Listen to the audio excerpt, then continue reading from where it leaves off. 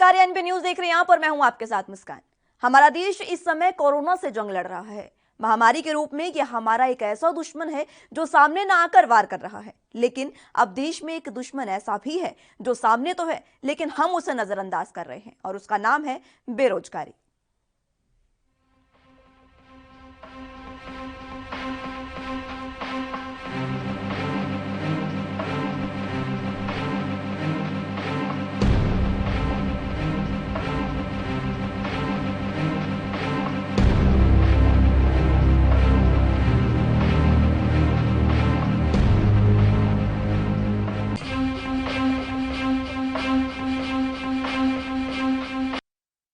कोविड-19 महामारी की दूसरी लहर के कारण देश में 1 करोड़ से अधिक लोगों की नौकरी चली गई है। उनको नौकरी से हाथ धोना पड़ा है, जबकि पिछले साल महामारी की शुरुआत से लेकर अब तक 97% परिवारों की आय भी घटी है।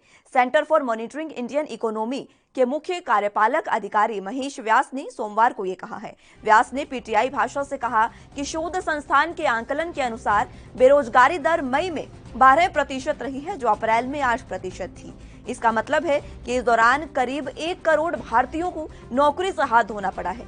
उन्होंने कहा कि रोजगार जाने का मुख्य कारण कोविड-19 संक्रमण की दूसरी लहर है। अर्थव्यवस्था में कामकाज सुचारू होने के साथ ही कुछ हद तक समस्याओं का समाधान हो जाने की उम्मीद है, लेकिन यह पूरी तरह से नहीं होगा, ये भी व्यास ने कहा है। व्यास के अनुसार जिन लोगों की नौकरी गई है उन्हें नया रोजगार तलाशने में दिक्कत हो रही है। असंगठित क्षेत्रों में रोजगार तेजी से सृजित होते हैं, लेकिन संगठित क्षेत्रों में अच्छी नौकरियों के आने में समय लगता है। उल्लेखनीय है कि पिछले साल मई में कोरोना वायरस महामारी की रोकथाम के लिए लगाए गए देशव्यापी लॉकडाउन के कारण बेरोजगारी दर 23.5% के रिकॉर्ड स्तर पर चली गई थी और उसके बाद अब बेरोजगारी दोहरे नंबर पर आ गई है। दोहरे अंक पर बेरोजगारी की मार पड़ रही है। दूसरी लहर के चलते पिछले महीने में मई 2021 की बात करें तो बेरोजगारी दर 11.9% यानी कि तकरीबन 12% बेरोजगारी दर देश में चली गई है, जबकि उसके पिछले महीने अप्रैल 2021 में 7.97% पर थी। तो centre for monitoring Indian economy यानी कि CMIE के आंकड़ों के मुताबिक अगर इनकी बात करें तो पिछले साल अप्रैल, मई और जून 2020 को छोड़कर जनवरी 2016 के बाद से कभी भी किसी भी महीने में बेरोजगारी दर दोहरे अंकों में नहीं आंकी गई है। लेकिन इस बार लॉकडाउन एक ऐसा जरिया बना है जिसके चलते ये जो बेरोजगारी है ये दोहरे अंकों में अब आंकने लगी है। इस बार देश की मई 2021 में बेरोजगारी दर 12% पर हो गई है, यानी दोहरे अंकों में आ गई है। इससे पहले 2016 से पहले की अगर बात करें तो उसके बाद से कभी भी बेरोजगारी दर 2020 को छोड़ के 2 अंकों में नहीं आंकी गई थी, लेकिन इस बार ये बेरोजगारी दर 12% पर पहुंच गई है। पिछले साल अप्रैल में कोरोना महामारी के चलते देश भर में लगाई गई लॉकडाउन के दौरान सबसे अधिक बेरोजगारी दर थी। ये बात अप्रैल की है, जबकि इसकी दर 23.52% उस समय थी। हालांकि इसके बाद इस दर में अगले ही महीने में गिरावट आने लगी थी और मई 2020 में देश की बेरोजगारी दर 21.73% पर पहुंच गई थी। CMIE के मुताबिक शहरी बेरोजगारी दर मई 2021 में 14.73% पर पहुंच गई, जो कि मई 2020 में 23.14% के बाद से अधिक है। इसके अलावा पिछले महीनों गांवों में भी बेरोजगारी दर 10.63% पर थी, जो कि पिछले साल मई 2020 में 21.11% के बाद अब सबसे अधिक ये बेरोजगारी दर आंकी गई है। यानी देश में अब कोरोना की दोहरी मार है। एक तरफ कोरोना से इतनी जानें जा रही हैं, 2 करोड़ 81 लाख लोग संक्रमित हो गए हैं और दूसरी तरफ दूसरी मार कोरोना ने बेरोजगार को दी है, जिसकी वजह से लॉकडाउन लगाया गया और अब आमदनी भी घट गई है और बेरोजगार भी घट गए हैं। बेरोजगारी इतनी बढ़ गई है कि लोग इस समय 2 समय के अपने पालन पोषण के लिए भी किसी के मोहताज हो गए हैं। गरीब लोगों की बात करें तो गरीब लोग ऐसे हैं, कई लोग ऐसे हैं फड़ियां लगाने वाले, रेहड़ियों वाले, जो रोजाना खाना बनाकर रोजाना अपना कमाकर खाते थे, लेकिन उनकी भी बेरोजगार में अब कमी आई है और देश में यानी कोरोना की दोहरी मार है। कोरोना ने इस समय देश को पूरे तरीके से खोखला कर दिया है। 2 करोड़ 81 लाख संक्रमित और 1 करोड़ बेरोजगार बड़े सवाल ऐसे हैं कि कैसे पटरी पर लौटेगी अब वापस से ये रफ्तार। आम आदमी की आमदनी भी घट गई है और उसका रोजगार भी चला गया है, वेतन भी घट गया है, नौकरी भी छिन गई है। अब इसके बीच में देश पर जो रोजगार का संकट मंडरा रहा है उसको कैसे संभाला जाएगा, उस पर किस तरह से विचार करके एक बार फिर से बेरोजगारी की दर को कम किया जाएगा, ये सबसे बड़े सवाल हैं। इन्हीं पर आज हम चर्चा करेंगे।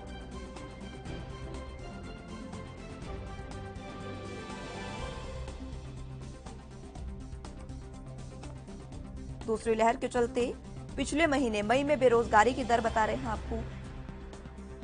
फिलहाल जून आ गया है, लेकिन मई के घटते बंद होते हफ्ते में बेरोजगारी दर अपने चरम पर थी। 12% की ये बेरोजगारी दर यहां पर पहुंच गई थी। मई 2021 की बात कर रहे हैं, जबकि अप्रैल में 2021 में ये 7.97% थी।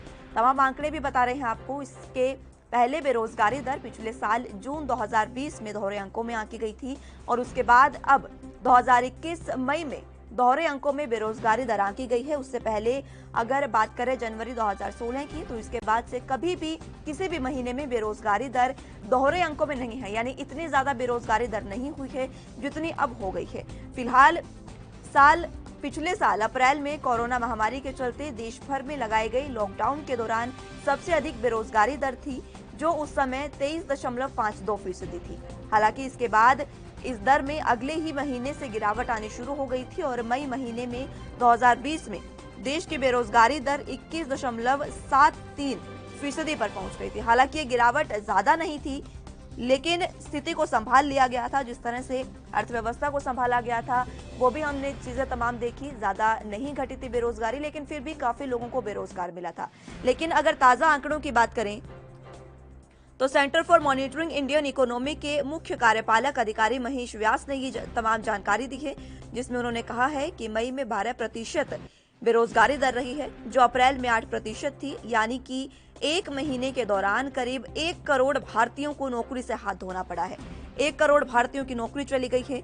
उन्होंने कहा कि रोजगार जाने का मुख्य कारण कोविड-19 संक्रमण की दूसरी लहर है।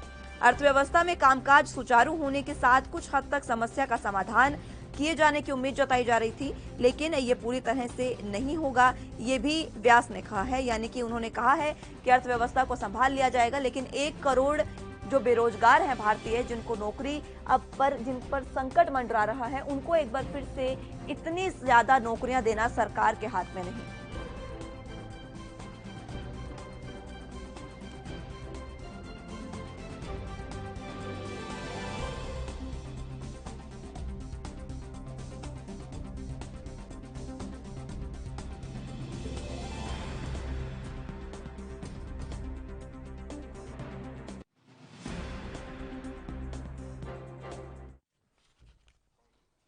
कोरोना इस समय किस तरह से दोहरी मार मार रहा है और बेरोजगारी किस तरह से अपने चपेटे में लोगों को ले रही है, इस पर आज हम चर्चा करेंगे। हमारे साथ पैनल मौजूद है। आरबी उपाध्याय जी वरिष्ठ पत्रकार के रूप में मौजूद है हमारे साथ, बहुत स्वागत है सर आपका।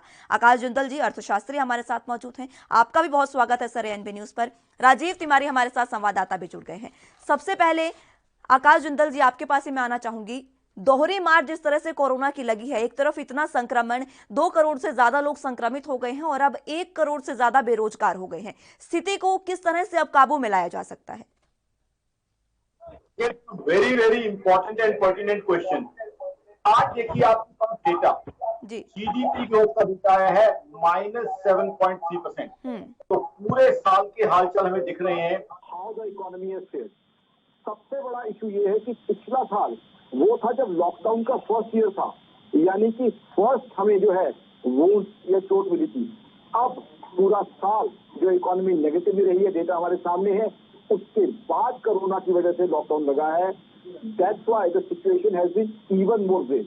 तो आज स्थिति कहीं पे ये है कि इकोनॉमी डाउन है, जॉब जनरेशन बहुत कम है, अनएम्प्लॉयमेंट बढ़ती जा रही है और सबसे बड़ी बात which I have been saying repeatedly on all national and global channels that last year it was rural economy which saved us. पिछले साल अगर हमें माफी चाहूंगी आपको रोकने के लिए, आपके पास एक बार फिर से मैं आऊंगी और दूसरे भी गेस्ट हमारे साथ मौजूद हैं, उनसे भी सवाल लेंगे, लेकिन फिलहाल एक छोटे से ब्रेक का वक्त हो चला है, फौरन हाजिर होंगे।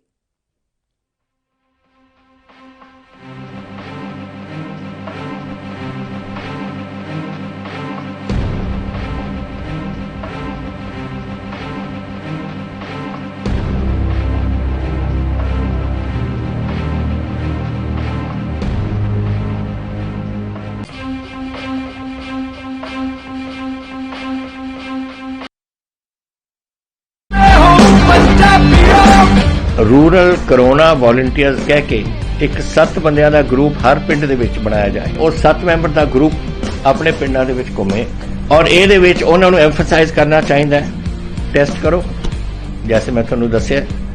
ਜਿੱਥੇ ਫਿਰ ਅਗਰ ਕੋਈ ਪੋਜ਼ਿਟਿਵ ਨਿਕਲਿਆ ਉਹ ਕਿਹਨੂੰ ਮਿਲਿਆ ਉਹਨੂੰ ਟ੍ਰੇਸ ਕਰੋ ਕਿ ਜਾ ਕੇ ਦੇਖੋ ਕਿ ਕਿਹਨੂੰ ਮਿਲਿਆ, ਉਹਨੂੰ ਵੀ ਟੈਸਟ ਕਰੋ ਔਰ ਫਿਰ ਜਿਹੜੇ ਕੋਵਿਡ ਪੋਜ਼ਿਟਿਵ ਨੇ ट्रीट करो। 3 T's, 3 T's, test, trace and treat.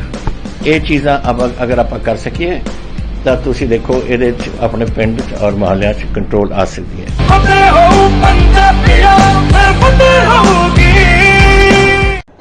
यात्रीगण कृपया ध्यान दें, A&B express news on wheels, Tata sky, Airtel, Facebook page, Instagram, Jio TV, Google play, YouTube और ऐप स्टोर पर रात 9 बजे A&B न्यूज पर आ रही है। धन्यवाद।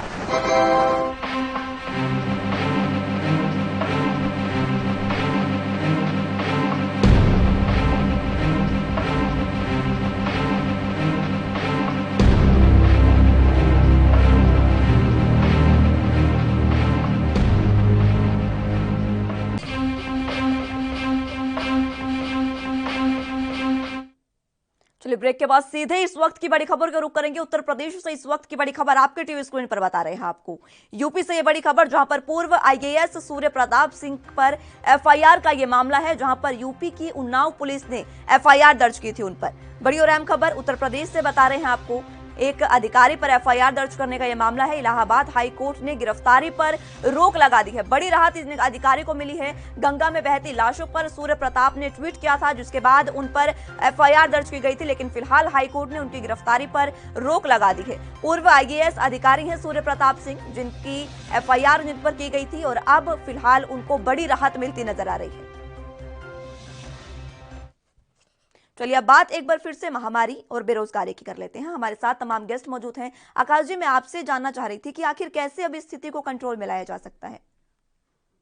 देखिए, मेरे हिसाब से सरकार को मेजर स्टिमुलस पैकेज के साथ आना चाहिए। सबसे पहले तो इन्फ्लेशन बहुत ज्यादा है, इन्फ्लेशन को रिड्यूस करने के लिए पेट्रोल डीजल के प्राइसेस कम करने चाहिए। उसके लिए सेंट्रल गवर्नमेंट को सेंट्रल एक्साइज कम करना चाहिए, स्टेट्स को वैट कम करना चाहिए। दूसरा, हालांकि जीएसटी काउंसिल मीटिंग में वो सब कुछ नहीं हुआ जिसकी हम उम्मीद कर रहे थे, मैं एक्सपेक्ट करूंगा अब उससे क्या होगा, चीजों के दाम कम, जैसे दाम कम होंगे demand India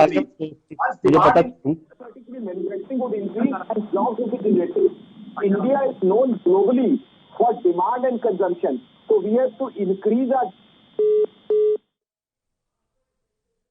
demand and consumption.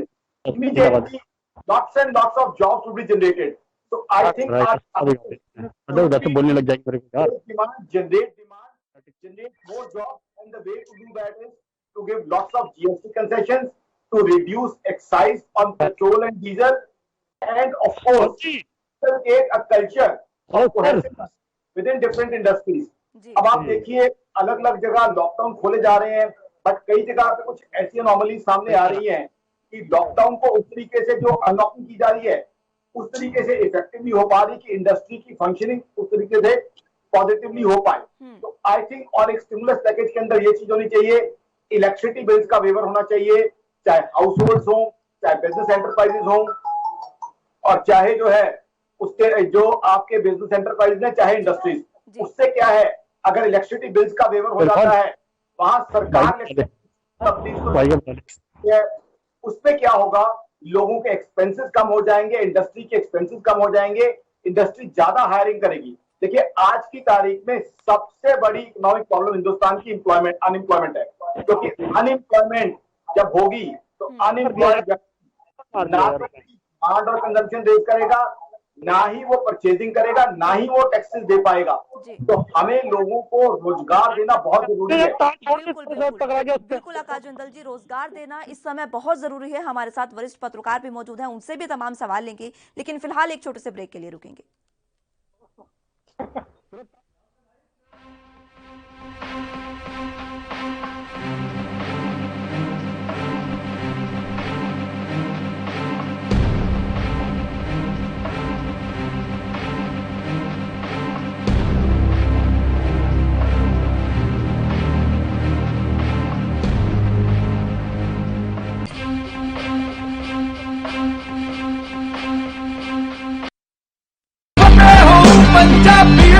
Fateh kit ਦਿੱਤੇ ਨੇ ਕਿ ਤੁਹਾਨੂੰ ਕਿਤੇ ਜਾਣ ਦੀ ਲੋੜ ਨਹੀਂ। ਅਗਰ ਤੁਸੀਂ ਪੋਜ਼ਿਟਿਵ ਹੋ, ਸਟੇਜ 1 ਦੇ ਵਿੱਚ ਹੋ, ਲੈਵਲ 1 ਦੇ ਵਿੱਚ ਹੋ, ਆਪਣੇ ਘਰ 'ਚ ਜਾਓ, ਫਤਿਹ ਕਿਟ ਤੁਹਾਨੂੰ ਮਿਲ ਜੂਗਾ।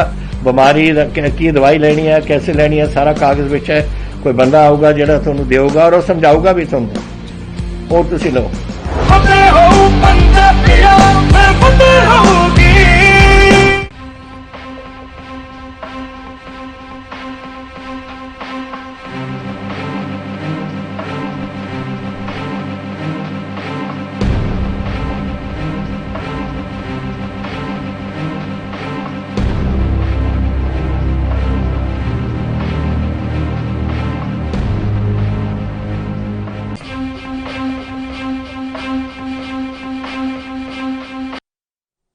कोरोना की दोहरी मार किस तरह से देश पर पड़ रही है उसके आंकड़े हमने आपको तमाम बताए हैं, लेकिन फिलहाल हमारे साथ संवाददाता मौजूद हैं, उनसे बातचीत करेंगे और जो लोग इस समय बेरोजगारी की मार झेल रहे हैं उनसे बातचीत करने की कोशिश करेंगे। राजीव, देखिए बिल्कुल इस तरीके लगातार कहीं ना कहीं ये था कि कोरोना काल के अंदर लोगों की परेशानियां भी थी और कहीं ना कहीं लोग बाग जद्दोजहद करते नजर आ रहे थे, क्योंकि काम धंधा नहीं था। लॉकडाउन की वजह से परेशानियां भी बहुत ज्यादा हुई और कहीं ना कहीं घर गुजारा करने के लिए कहीं ना कहीं दिक्कतें आई। हमारे साथ कुछ लोग हैं जिनसे भी जानने की कोशिश करेंगे क्या उनकी परेशानियां किस तरीके की थी और वो काम क्या करते थे। आपसे जानना चाहेंगे हम, आपको पहले तो नाम जानना चाहेंगे, बताइए आप क्या काम करते थे। सर चाय की दुकान थी तो आप घर का गुजारा कैसे कर रहे थे लॉकडाउन की वजह से, और अब जब अनलॉक की प्रक्रिया स्टार्ट की गई है तो कुछ राहत नजर आ रही है आपको? हाँ राहत नजर आ रही है। पहले लोग कमाते थे लेकिन अब लोग ज्यादा नहीं है। तो जब महीने का गुजारा कैसे किया जब लॉकडाउन था? तो लॉकडाउन जब तक था, जब तक महीने का गुजारा इस तरीके से किया जैसे कि वो कहते ना आज सब्जी के साथ कल दाल नमक के साथ खाना पड़ा। सरकारों ने जो घोषणा की कि राशन फ्री देंगे, राशन कार्ड धारकों को जिनके पास राशन कार्ड नहीं था उनके लिए भी सुविधा करी जाएगी, क्या वो सुविधा आप लोगों तक मिली? नहीं, राशन कार्ड धारकों को तो पूरे राशन मिले लेकिन बिना राशन कार्ड धारकों को राशन नहीं मिली अभी तक। लोगों ने गुजारा जरूर किया मगर कहीं ना कहीं परेशानियों का सामना भी करना पड़ा और कहीं ना कहीं दिक्कतें भी आई। जी राजीव, मैं आऊंगी एक बार फिर से। आरपी उपाध्याय जी, आपके पास मैं आना चाहूंगी। देखिए आपने तमाम बातें सुनी, यहाँ पर इन्होंने बताया कि किस तरह से ये बेरोजगारी में गुजारा करते नजर आए। लॉकडाउन में नमक से चीजें खाकर उन्होंने गुजारा किया है। अगर हम मान लीजिए कि समाज सेवी या कोई जो दूसरे लोग हैं जिन्होंने सहायता की वो ना होते तो बेरोजगारी ही तो बढ़ रही है, लेकिन ये लोग जितने कोरोना से मरते उससे ज्यादा बेरोजगारी भुखमरी से मर जाते। फिलहाल सरकार को ऐसे क्या कदम उठाने चाहिए जिससे स्थिति को एक बार फिर से पटरी पर लाया जा सके, क्योंकि 1 करोड़ लोगों को एक साथ रोजगार देना बहुत बड़ी बात है। सर देखिए, सरकार को कैश का फ्लो बढ़ाना होगा और जो समाज का अंतिम व्यक्ति है जो बेरोजगारी झेल रहा है जी, बंद कर दिया। कोई छोटा कारोबार करता है, मान ली रिक्शा चलाता था, चाय बना के बेचता था या पकौड़े चलता था, वो सब रोजगार बंद हो। तो ये तो आंकड़ा है कि भी 8% से 12% पे हम पहुंचे हैं, यानी 4% बेरोजगारी बढ़ी है। 1 करोड़ के लगभग लोग बेरोजगार हुए हैं, जो आंकड़ा अवेलेबल है। स्थिति इससे भी ज्यादा भयावह है। अब देखिए छोटे छोटे दुकानदार जिनका कोई डाटा नहीं होता है, मान ली उसकी दुकान में 3 या 4 आदमी काम करते थे, इतने लंबे लॉकडाउन होते हैं तो वो फिर हटा देता है। वो जब उसकी सैलरी नहीं देता, वो कहता है जब खुलेगा और कारोबार शुरू होगा तब दोबारा। आकाश जिंदल जी आपके पास तो एक बहुत लंबे समय से आप देख रहे होंगे कि ये लॉकडाउन घरों में लोगों को बंद कर देना, तो उसी का परिणाम है कि मैन्युफैक्चरिंग के क्षेत्र में हम 10 महीने में सबसे निचले स्तर पर है जी। तो वहां आप कैसे मैनेज करेंगे, उसका एक ही रास्ता बचता है कि आप इतना एम्प्लॉयमेंट नहीं दे सकते, लेकिन बहुत सारी स्कीम आपको लानी पड़ेंगी। और जैसे पेट्रोल डीजल है, महंगाई बढ़ गई है। देखिए अगर मान लो पेट्रोल डीजल के रेट कम होते हैं तो मेरी जैसे जो पेट्रोल डीजल की खरीद पर जो पैसा जाता है 2 पैसे बचेंगे, तो मैं कहीं और दूसरी चीजें खरीदूंगा।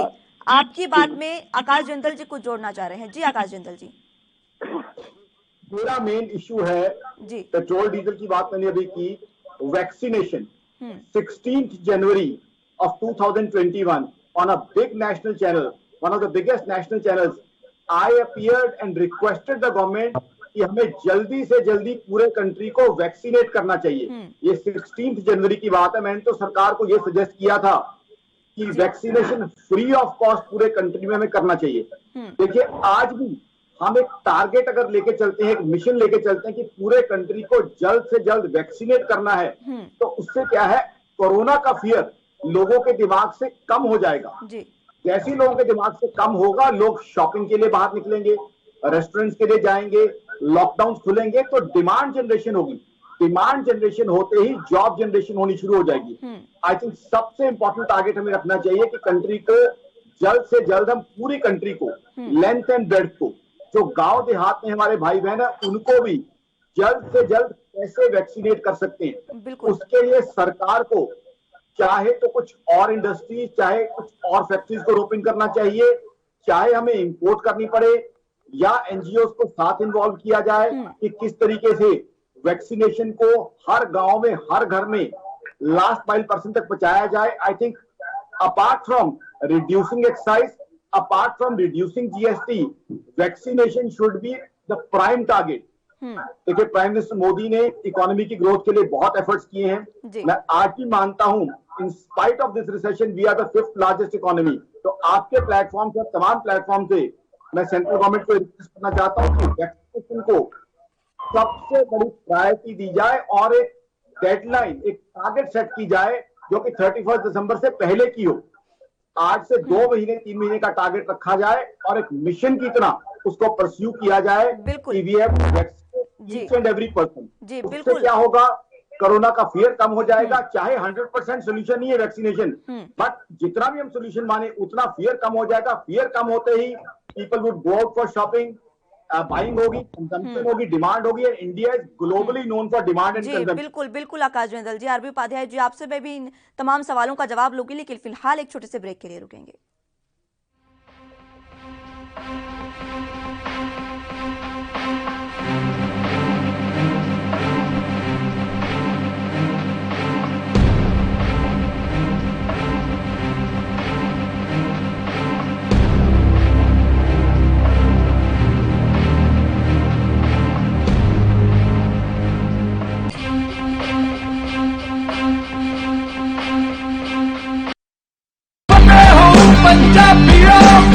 ਵੈਕਸੀਨ ਜ਼ਰੂਰ ਕਰਾਉਣੀ ਹੈ ਤੁਸੀਂ, ਤੁਹਾਡੇ ਐਂਟੀਬਾਡੀਜ਼ ਵਧਾਉਣੇ ਨੇ।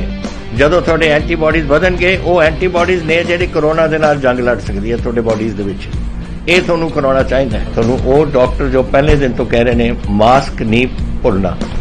ਅਗਰ ਕਿਸੇ ਨੂੰ ਕੋਵਿਡ ਹੋ ਵੀ ਚੁੱਕਿਆ, ਉਹਨੂੰ ਵੀ ਦੇਖੋ ਕਿ ਮਾਸਕ ਪਹਿਨੇ, ਕਿਉਂਕਿ ਸਟ੍ਰੇਨਸ ਬਦਲਦੇ। ਇਹ ਜਿਹੜੇ ਸਟ੍ਰੇਨ ਨੇ ਨਾ ਕਰੋਨਾ ਦੇ, ਇਹਨਾਂ ਦੀ ਮਿਊਟੈਂਟਸ ਬਣ ਜਾਂਦੇ ਨੇ।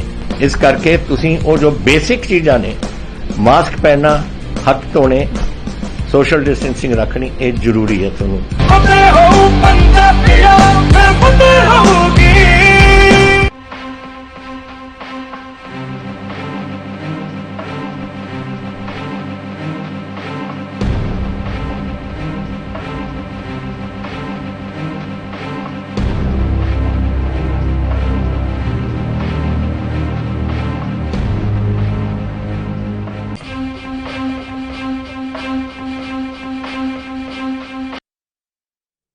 बेरोजगारी ने किस तरह से देश को अपनी चपेट में लिया है, इस पर आज हम चर्चा कर रहे हैं। हमारे साथ तमाम गेस्ट मौजूद हैं। आरबी उपाध्याय जी, आपसे अब मैं जवाब लेना चाहूंगी। आकाश जिंदल जी बता रहे थे कि देश को सबसे पहले वैक्सीन अगर पूरे देश को दे दी जाती, वैक्सीनेशन पूरा हो जाता, तो लोगों में कोरोना का भय खत्म हो जाता और कहीं ना कहीं स्थिति को संभाला जा सकता था। लेकिन राजनीति हमने देखी है किस तरह से हो रही है इस पर, वैक्सीन पर भी, उस पर आप क्या कहेंगे? देखिए, हो जाता एक अलग बात। इतनी बड़ी पॉपुलेशन को जिस रफ्तार से हम वैक्सीनेशन कर रहे हैं, ये बहुत लंबा लगेगा और इतने समय तक ये नहीं कि कोरोना कोई रहेगा। फर्स्ट वेव के बाद सेकंड वेव आई और थर्ड वेव की भी आशंका जताई जा रही है। आप देखेंगे 8% से 12% पे हम सेकंड वेव में पहुंचे हैं और बहुत सारे लोग बेरोजगार हुए हैं और पेट्रोल और डीजल की कीमतें लगातार बढ़ी हैं, यानी महंगाई बढ़ी है। ऐसी कंडीशन में अगर थर्ड वेव की आशंका जिसकी जताई जा रही है वो और आती है तो स्थिति और भयावह होगी। हमें विकल्पों पर विचार करना होगा कि अगर वैक्सीन, देखिए एक स्ट्रेटेजी बनाई जाती है जब भी हम कोई भी काम करते हैं, तो एक रूपरेखा तैयार करते हैं, जिस तरह से हम इसको फिर उसका अमलीजामा पहनाया जाता है। तो तो ठीक है, एक रूपरेखा बनाएं कि भी वैक्सीनेशन नहीं हुआ तब क्या होगा, तो वो भी एक सेकंड लाइन हमें एडॉप्ट करनी होगी। ये जो घरों में बंद कर देना, लॉकडाउन कर देना, ये बहुत लंबा विकल्प नहीं हो सकता। फर्स्ट उसमें भी आपने लॉकडाउन कर दिया, सेकंड वेव आई तब फिर लॉकडाउन कर दिया, तो कहीं ना कहीं जो दूसरी जो रास्ते हैं उन पर हमें गहन विचार विमर्श करना। बिल्कुल उपाध्याय जी, इसी पर दिल्ली की फिलहाल राजधानी की क्या स्थिति है वो हम जानकारी राजीव से ले लेते हैं। राजीव, फिलहाल जिस तरह का आंकड़ा हमने देखा, बेरोजगारी किस तरह से बढ़ी है, दिल्ली की क्या स्थिति है, कितने लोग बेरोजगार हुए और किस तरह से अब रोजगार वहां पर चल रहा है?